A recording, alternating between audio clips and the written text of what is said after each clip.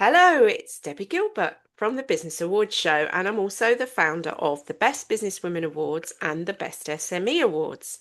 And today I'm joined by Alison Rothwell, a digital strategist, tech expert, and founder of VA Website for You.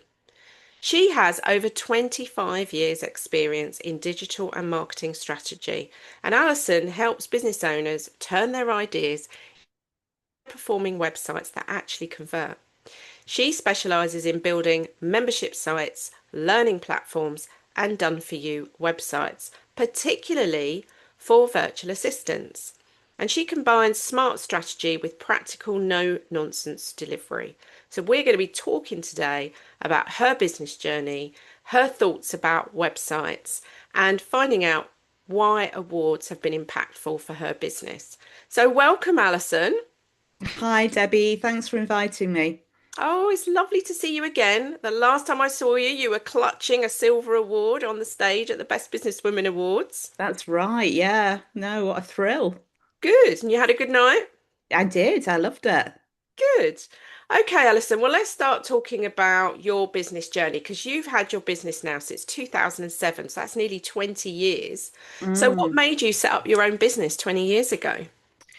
Well, actually, I had one of those experiences that I think a lot of women have. My early career was very hardcore kind of marketing, public relations, press work.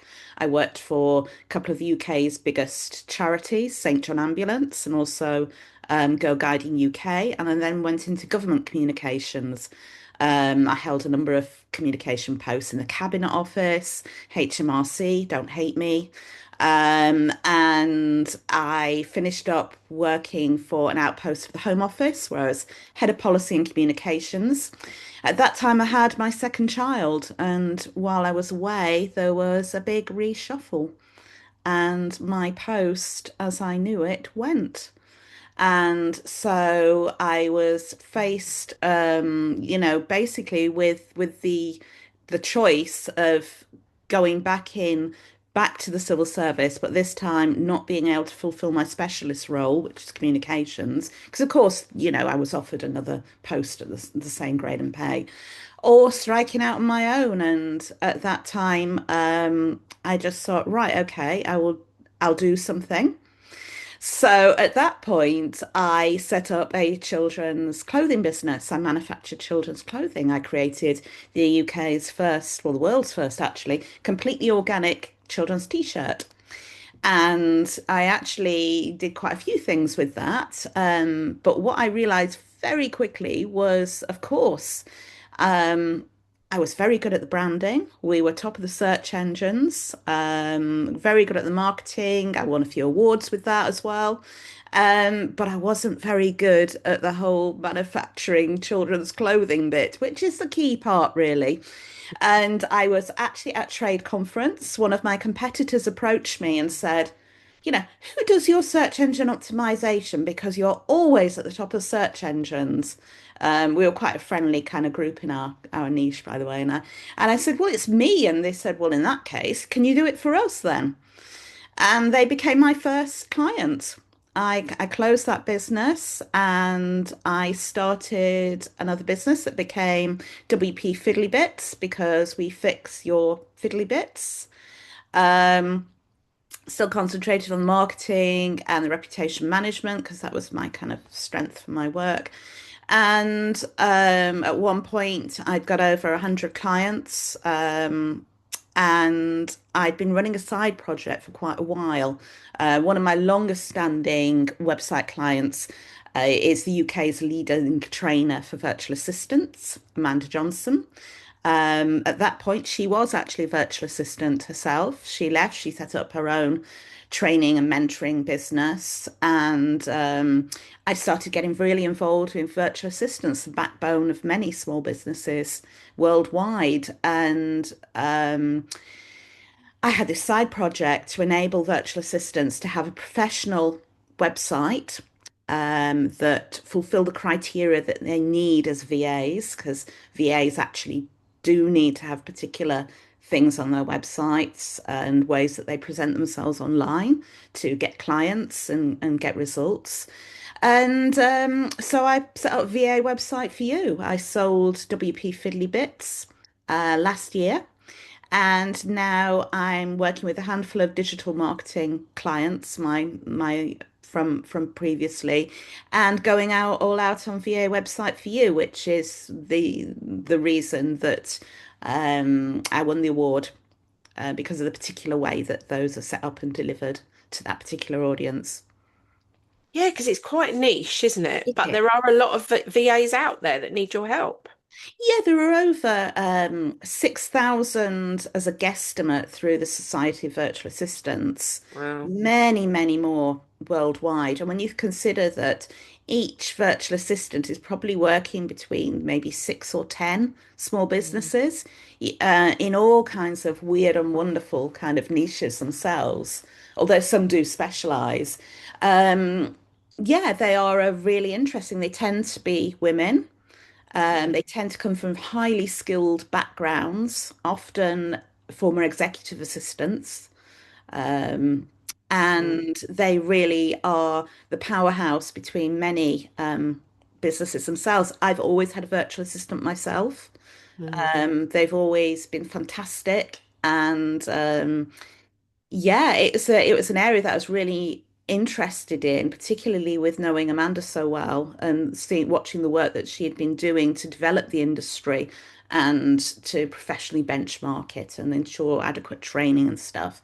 And I Mhm. just kind of saw that, yeah, one of the key things that a virtual assistant needs is to be professional online and have a online home that speaks to the clients that they want to work with because they're real businesses that they support.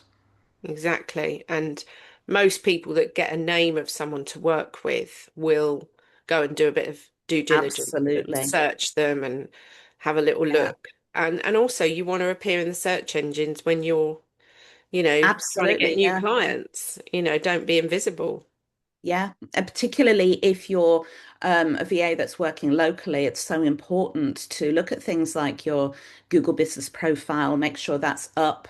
You'll be amazed at how many people they don't have this free online platform connected to them in any way, and get your reviews through there and get yourself kind of found because the potential client will come and have a nosy. And if they don't come and have a nosy, they're not really the sort of client that you want to work with, are they? No, that's quite true, actually. Um, so you're specializing in VAs, but you've got a lot of knowledge, and obviously our listeners are from a broad range of Cool. industries. Most are entrepreneurs. I've seen this trend over the last few years where people aren't having websites built. They're relying on Facebook profiles, Instagram accounts. What are your thoughts on that? Do people still need a website in 2026? I think they need a website more than they even did 5, 10 years ago. Only last week, somebody that I know, a former client actually from way back at the start of WP Fiddlebits, found that she'd had her Facebook page closed down. And not only that, Facebook had closed her other business account. And she had no Instagram, she had no Facebook. She'd literally, at a stroke, lost her entire social media platform for those channels. If you're big on Instagram and you're using LinkedIn and you're using Facebook, TikTok, anything else that you don't own, you run the risk one day of getting up in the morning, putting yourself on, getting on your socials and finding you don't have a social anymore. Something somewhere has randomly happened and it's been removed, it's been whipped away from you. Um, Bizarrely, I only this week myself, I found an ad I was running was banned. And it was an ad actually for a local kind of civil servant post. And it had been banned because it was deemed as political by Facebook. This was for a job working for a council. Mm. And you also have the whole issue then of trying to find somebody to sort it out for you and get back online. You, Mm. you, it's so important to own your own area of the internet, your own domain, your own website. It'll be the thing that you can control. You always are able to put your own message on your website and your own branding and who you are, and it's also permanent as well because I always talk to clients about things like Facebook and Instagram and LinkedIn as well. It's a bit like kind of like a stream running past. And Mm, if somebody steps into that stream, your little bit of flotsam or whatever will hit them at that point. But otherwise, it will just sail past and they will never know. A mm, website is permanent. A website, if you get your SEO right, can be found when people are asking for help to solve their business problems. mm, And even the smallest thing that you can do in digital marketing with your website is probably a lot more than your competitors are doing, who are only restricting themselves to Instagram Reels or, the odd post mm. on LinkedIn. Yeah, so true.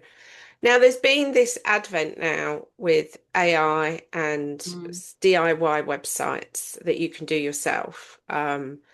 How do you think that kind of situation where people are creating their own websites can actually be quite damaging to their brand if the website doesn't work properly? Um, so, in your view, why should people work with a professional website designer as opposed to doing it themselves? Well, you can look at it from a kind of visual perspective. If you work with someone who creates web designs, they'll be able to put on all the bells and whistles and make it look really good.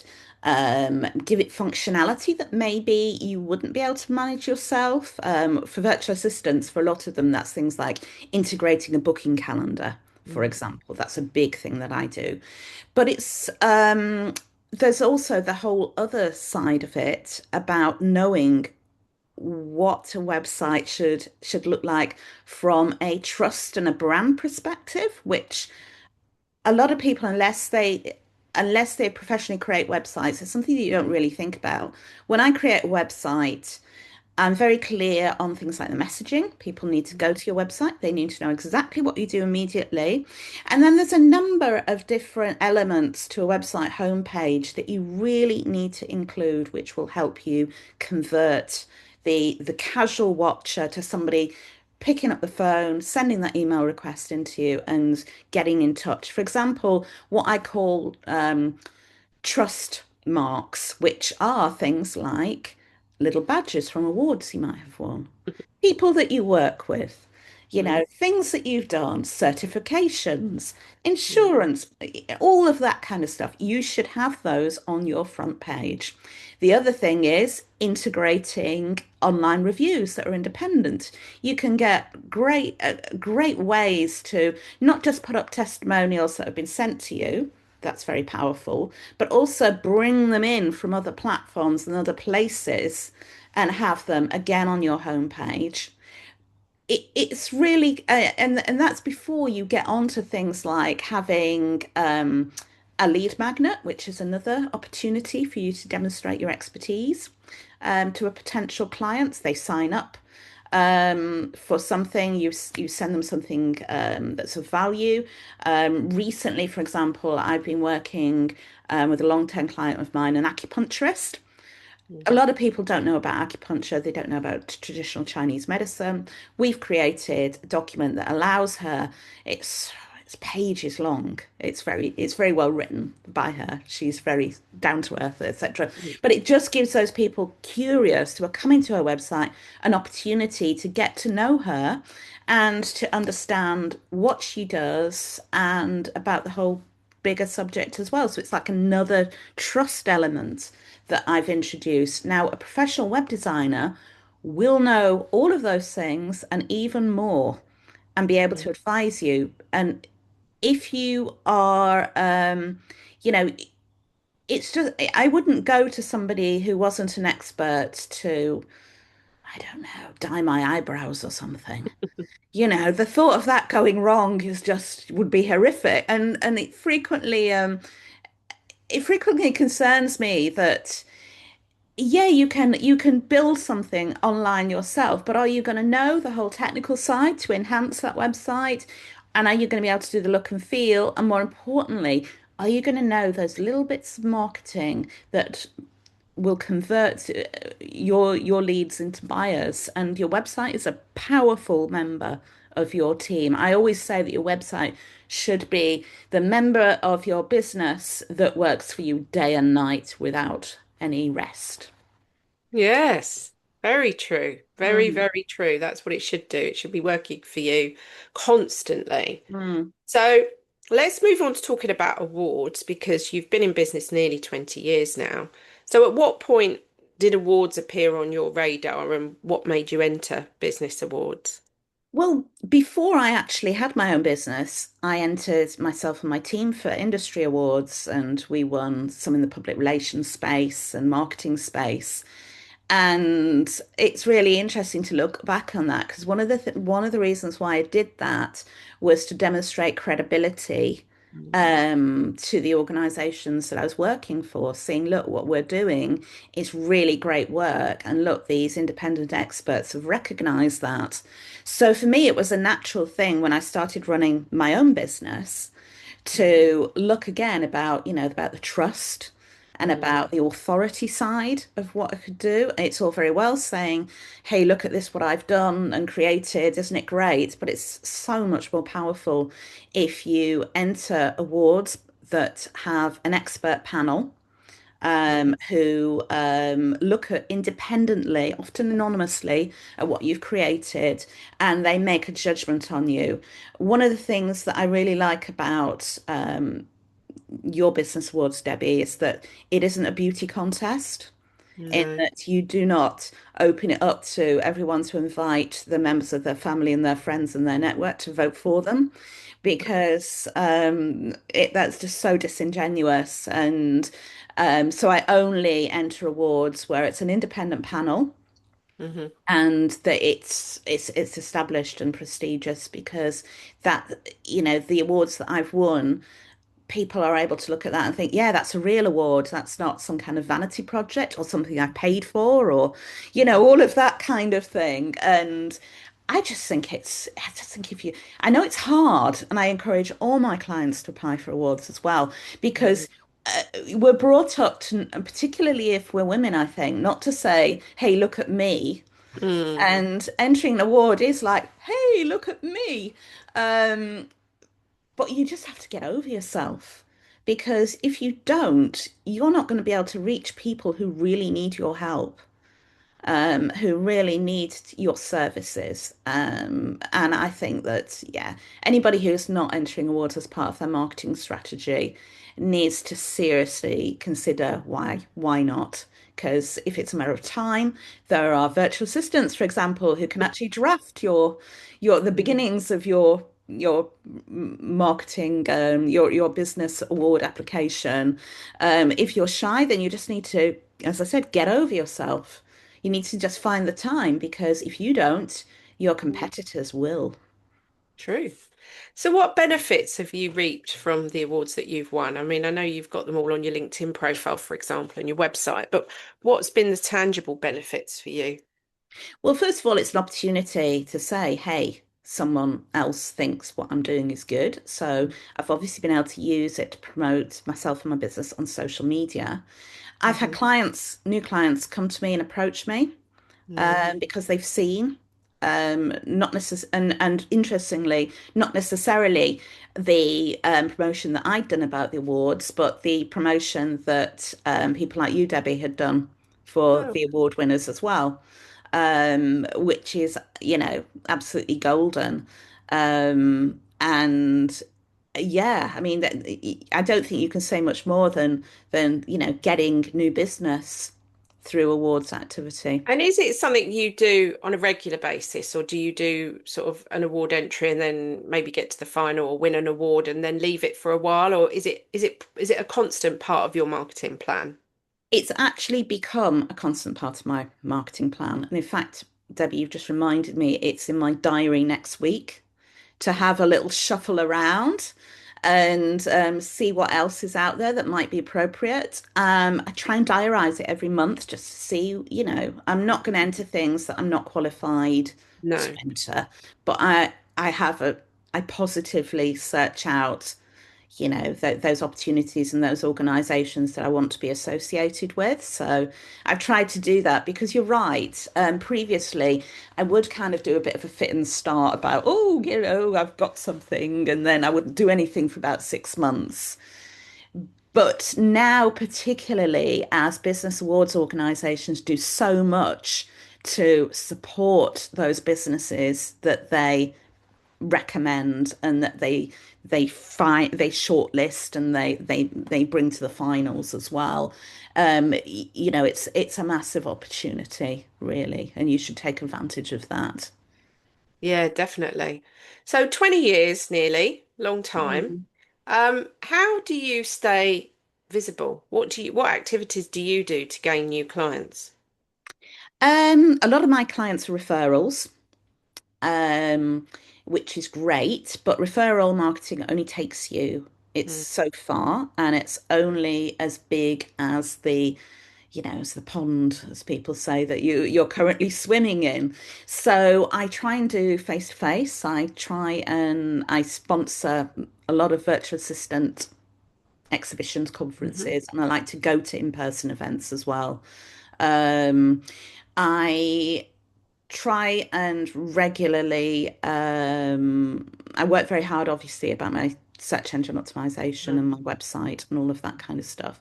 Another thing I haven't mentioned is there's a big saying that the magic is in your list, and that to me is a really key part of small business marketing, and that's something that isn't very visible. As a small business, that's something that you have and you keep, and you should develop your list of people that are interested in what you do, because then you can actually market to them. So I would say that is actually one of my key drivers in my business. And it's a bit that a lot of people, kind of like don't think about. But again, comparing it to things like social media, you own that list and you own that list of leads. And that's really important. So that's one big thing that I do as well. And then a lot of it is the usual, kind of social media activities and that. But I would say for me, the big things are the website and the lead generation with your list. yeah, definitely. And then you're getting out to conferences and meeting people in person, which is Mm, great.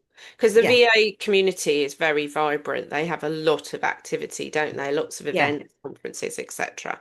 So that's a really good strategy, to be honest. Mm. So what's the plans for you over the next couple of years? Because obviously AI is, hurtling Yeah. forward into all of our industries and penetrating into every corner of business.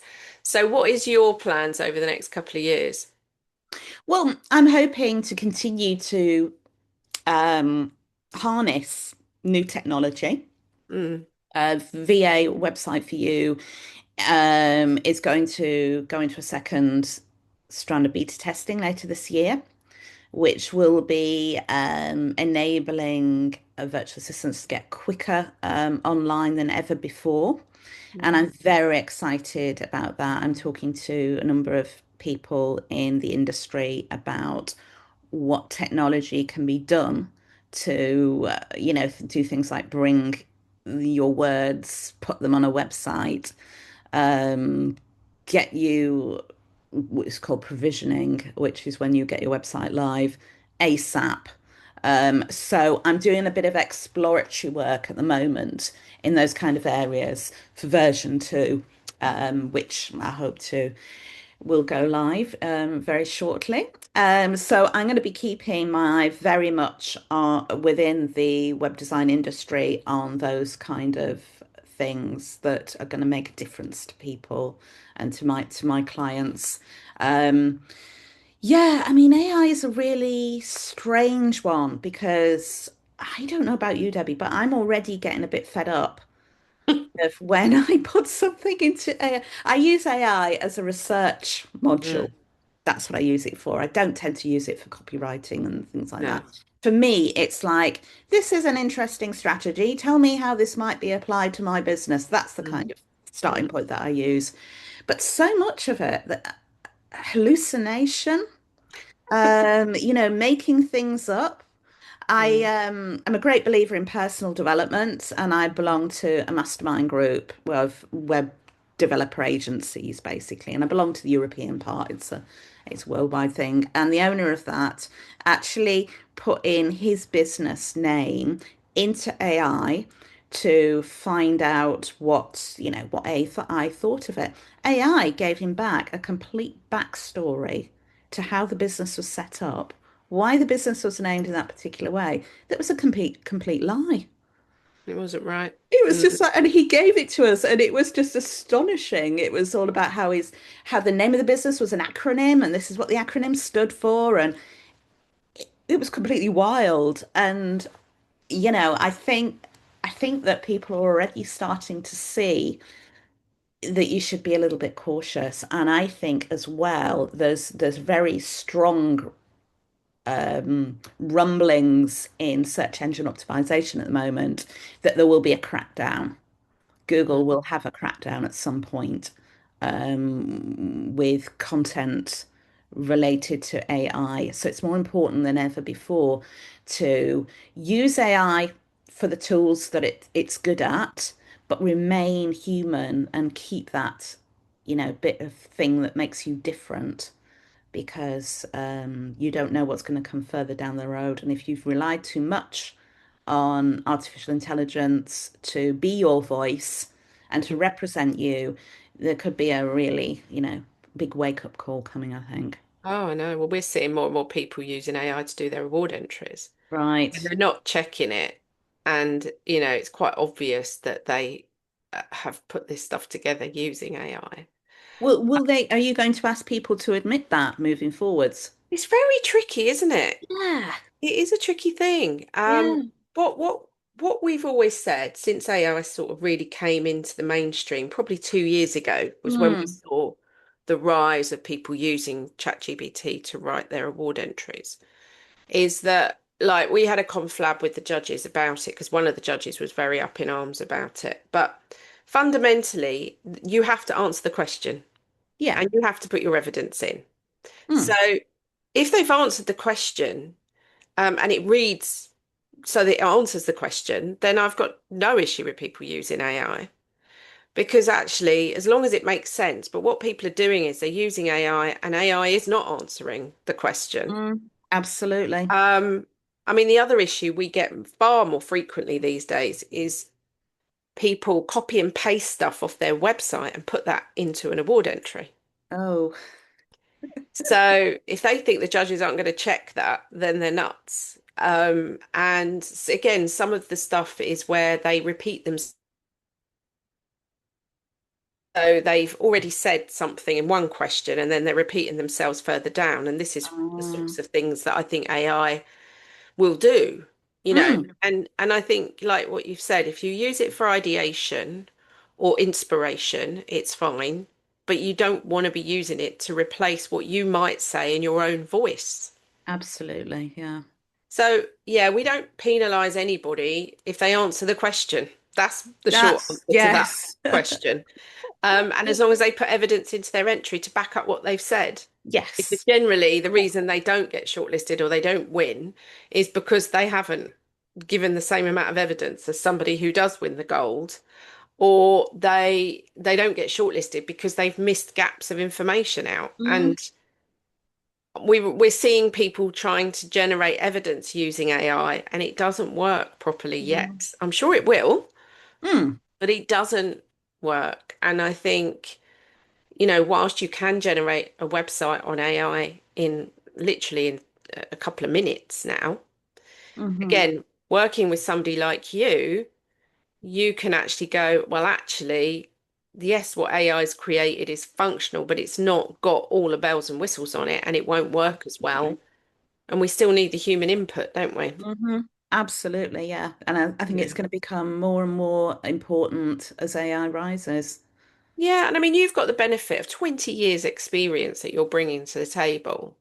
And this is often what people don't understand, that actually the benefit of those 20 years and what the knowledge that you've built and the mistakes you've seen people make and the Mm. things that you've seen people do, which is really good, and that you're keeping on top of all the trends, that's what people are paying for to work with you, isn't it? Absolutely. Yeah. Yeah.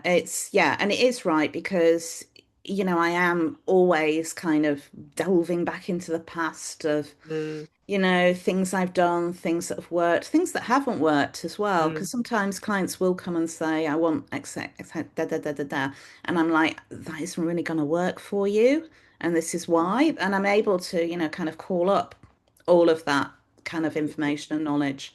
And then people can make a decision kind of based on that. mm.